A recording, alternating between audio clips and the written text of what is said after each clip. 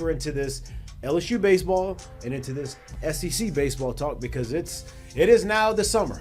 Like, it's the summer of the baseball season, especially the college baseball season. The boys are about this close to getting out of school. It's starting to get hot everywhere. Obviously, it wasn't hot in Columbia this past weekend, but it's starting to get hot everywhere else. It's about that time. So we're going to jump into that conversation a little bit more. We'll start with the huge congrats to Gage Jump. We already said it a little bit, but what you saw from him on Friday night is why he was brought here. It's what you wanted to see out of him, what you expected to be getting out of him. And let's go ahead and be completely fair and quite honest.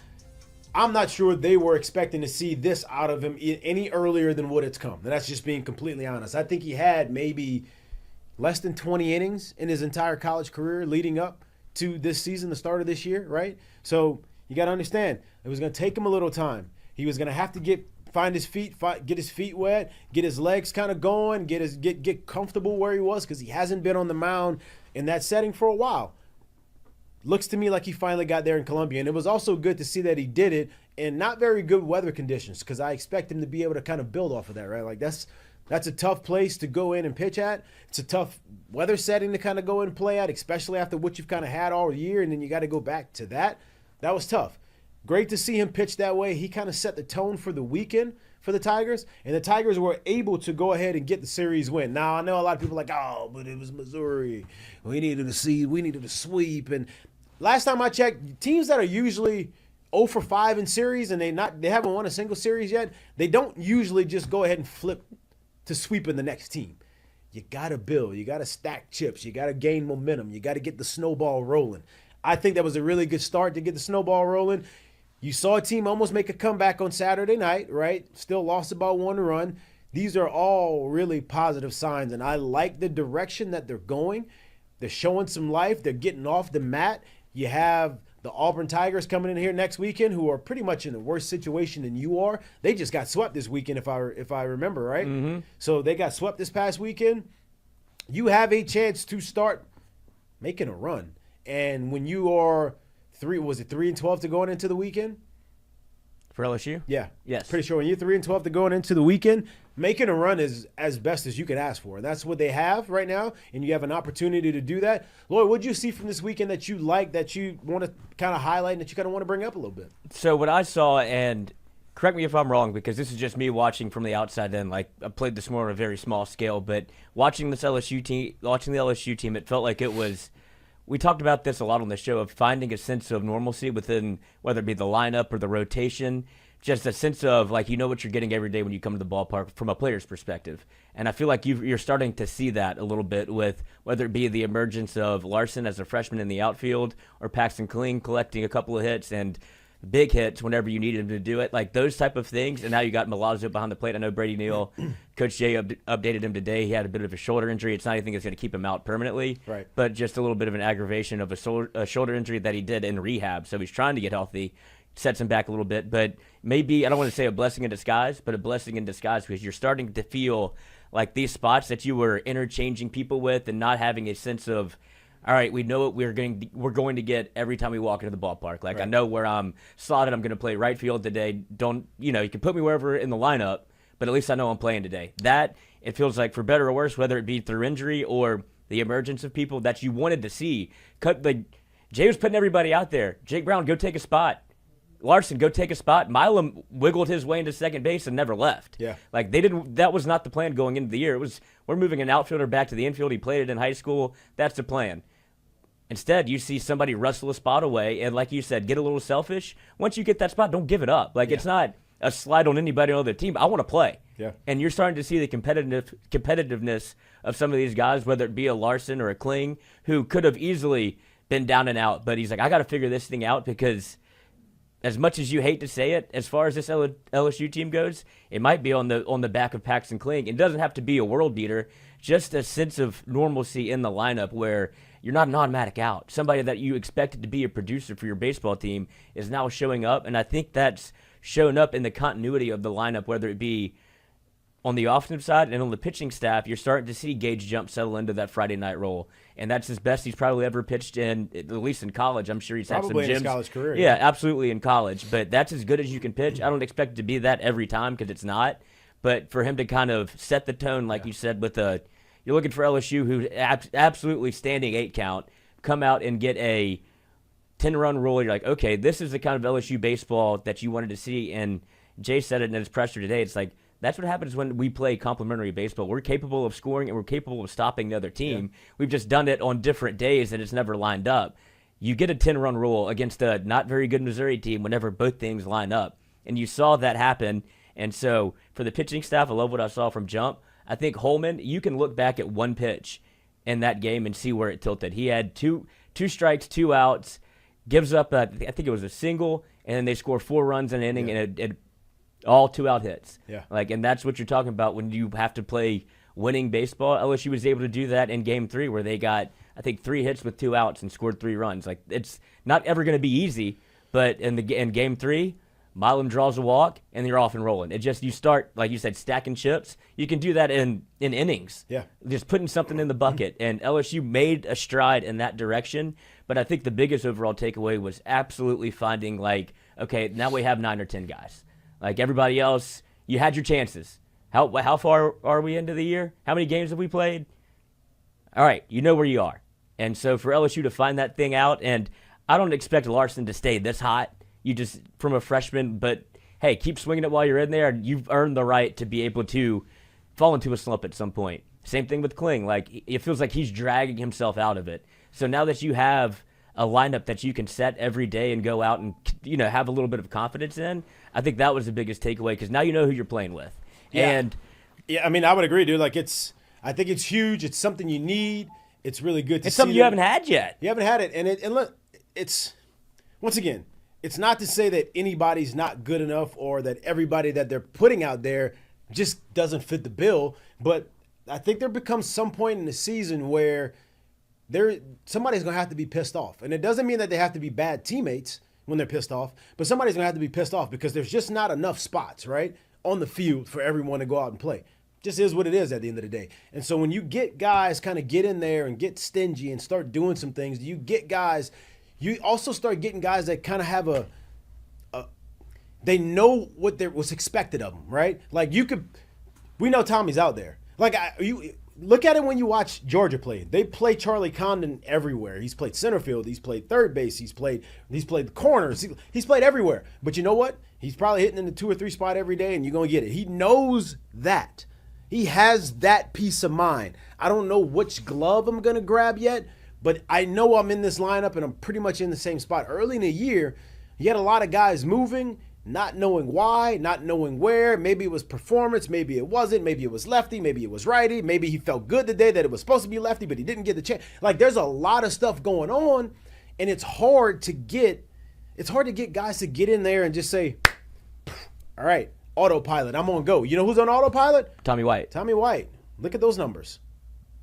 Now, I'm not saying that Tommy White hasn't earned that because he's earned every bit of it. But those things do help when it comes to getting people comfortable. And look, we can sit here and talk all we want about who they are and what they've done so far. At the end of the day, the season's not over yet, right? So if the season's not over yet and there's still time to do pretty much, I won't say everything. You probably won't be able to win the conference now, but to be able to get yourself into the postseason, there's still that opportunity.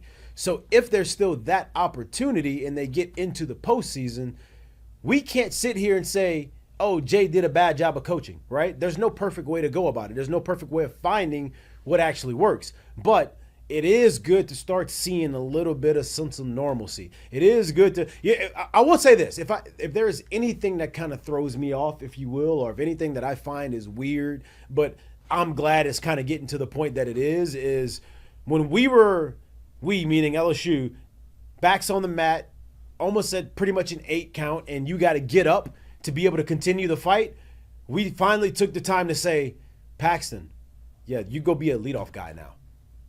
We going to stick you there, right? For me, I'm like, well, if that's the case, wow, he probably should have been that guy game 1 then, right? That's what we needed to be able to do, right? That's probably the guy we should have stuck there game 1. So if there's anything, that's probably the biggest one for me. But I do think, like I said from the start of the year, he, to me, is this year's stature hurt. If this team's going to be anything, he's got to be a vital part of that number.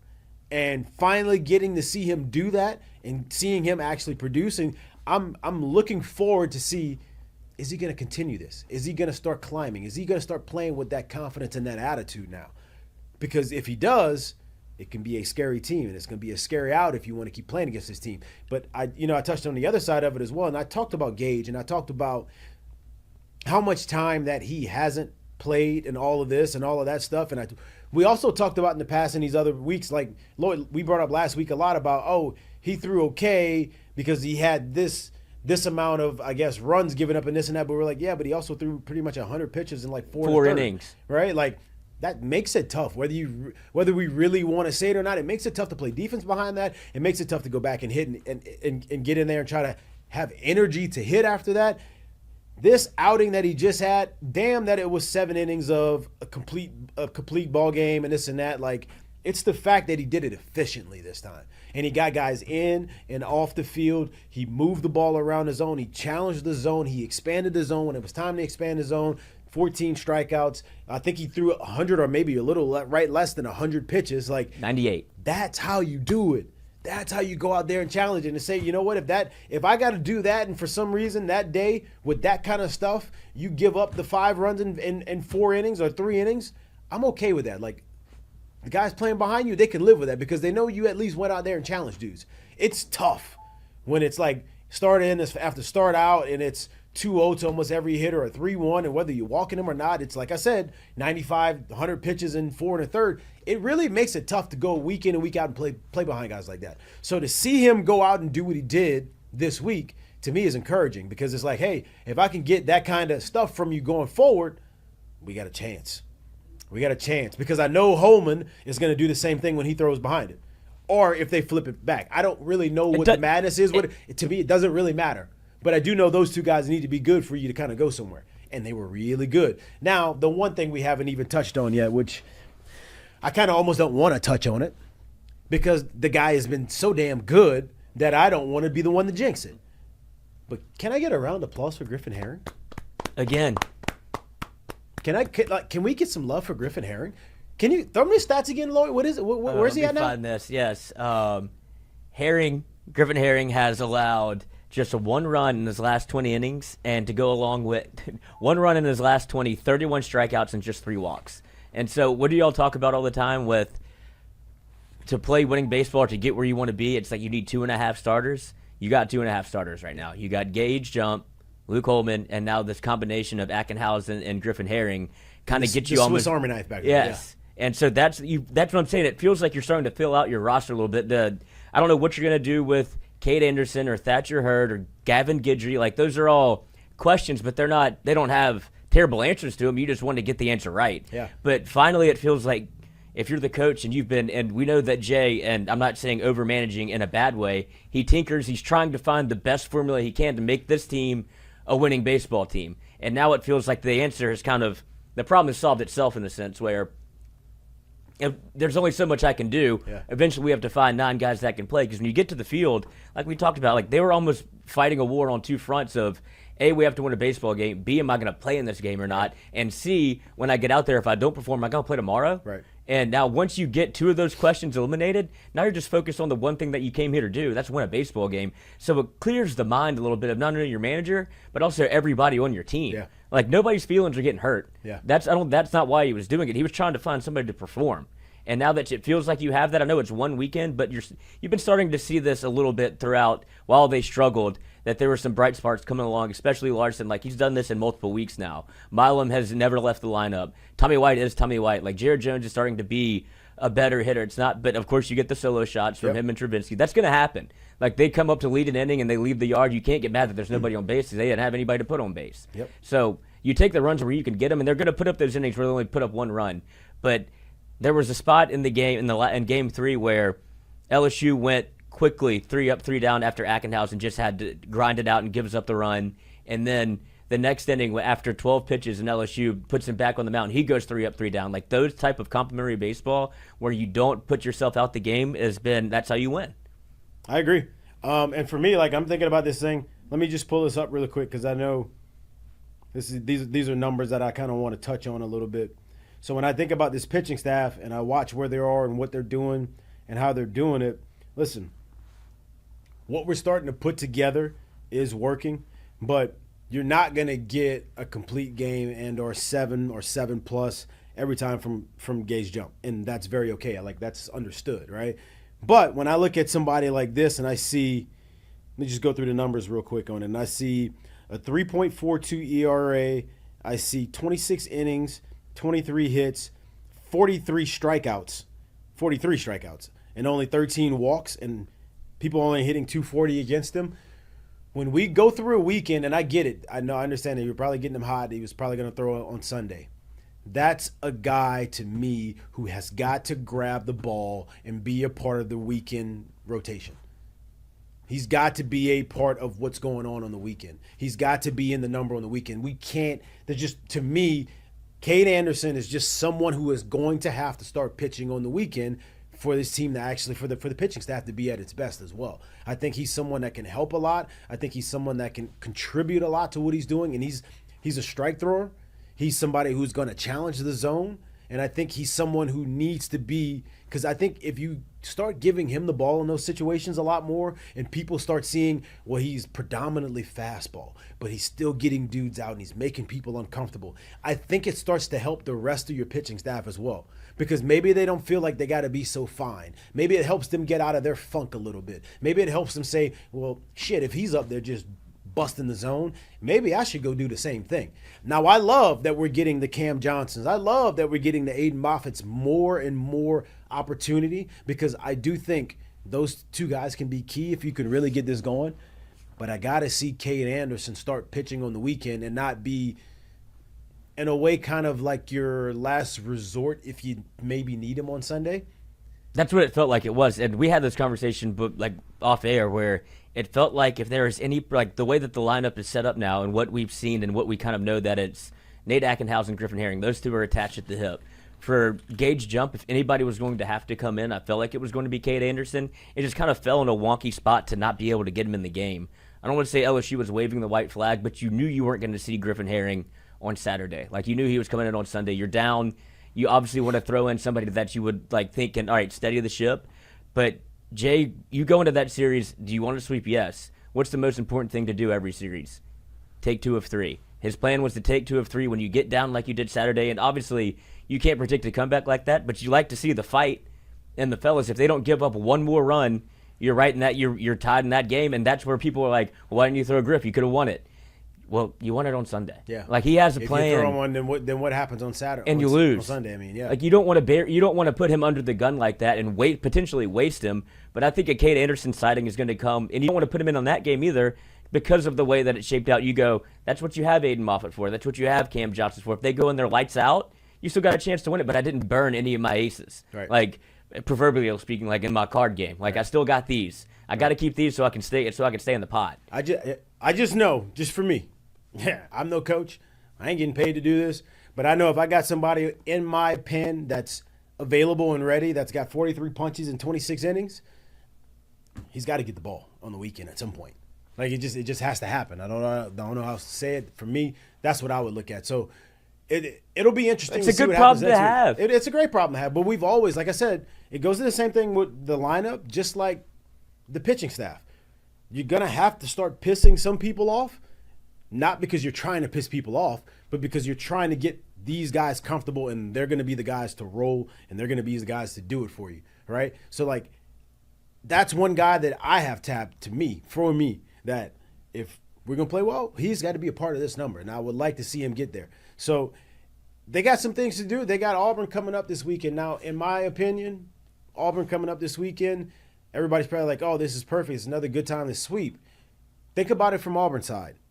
They are, I mean, like, everything but eliminated right now from maybe even making the conference tournament, right? So you're thinking like, oh, this is a great one. This is probably their absolute last weekend to actually make something happen. So all these, if you're in your mind right now, you're screaming sweep, back up. Let's go ahead and get 1, and then let's go ahead and get 2. And then maybe we could talk about 3 at that point, right? But just back up, because it's not like you got them punting already and the season's over. They're not eliminated yet. So there's still some sort of fight in them, probably, right? You may get their absolute best shot this weekend, knowing that we don't have anything. Our back is as much against the wall as possible. Let's just give it our last shot, right? Now, if they were to go into this weekend and get swept and or probably get beat in the series, that's when they're probably out of it. This might be the last weekend that you get the best of them. So, with that being said, is it a good stepping stone for LSU for themselves confidence-wise? Yeah, it's great. But I wouldn't sit here and look at it and say, oh, you got to sweep. That's just goofy. We already said front side in looking into this thing like, hey, if you go, 12-5, 12-6, 18, you had 15 games left, right? So you had to go, if you lost one if you went 10-5, it puts you at 13 wins. So if you went 12-3, right, that would get you to 15 wins, correct? So 12-3. There's still opportunity to do what you want. Obviously, I know you got A&M. I know you got Alabama. And who's the last series? Ole Miss. A&M, Alabama, and Ole Miss. You got those 3 series left. I wouldn't exactly say you need to do it this weekend. You have chances on other teams. You're going to have a tough series against Alabama and all 3 of those series, in my opinion, will be tough series. But you just matter where you're like, all right, we got this thing figured out. Like you have this little drug called confidence that you can't fake it, and once you get it, it's hard to get rid of it. And if I agree, but just being in these situations where these things had to happen, like I can remember putting myself in that mindset where it was, hey, we were 11th place out of 12th in the SEC. We got a couple wins. Oh shit, we swept. That was cool. Can we just get a win this next weekend? Like you don't ever get to that thought of Friday night I'm showing up, hey, this is the start of our sweep. It just doesn't work that way. And if you put yourself in that, that's how you overlook very key situations, maybe in the 4th or 5th inning. Very key situations with the big, maybe 2-run go-ahead homer in the 6th that you just don't put as much emphasis on, or you don't focus in on enough because you didn't put enough on just this one game and getting this one win, right? So like if you start thinking that far ahead, you miss the opportunities that give you those sweeping opportunities, if that makes any sense.